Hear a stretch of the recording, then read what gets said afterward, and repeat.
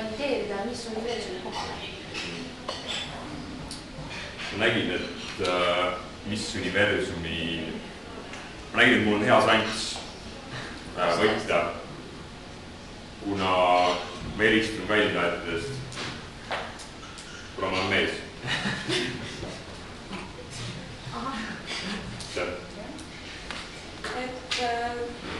Mis on see suurim unistus?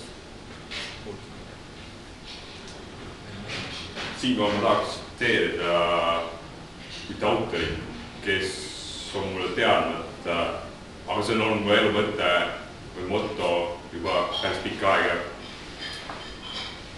Ja see on Peace and Fulfillment of Humankind potential.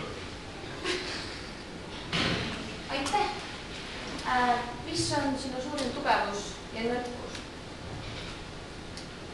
Suurim tugevus on see, et olen ilus ja motiveeritud.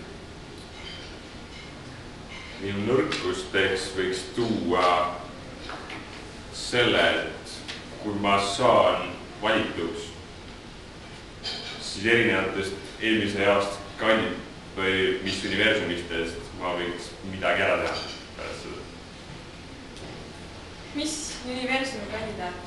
Siit tuleb sinu viimane küsimus. Mõtle hästi.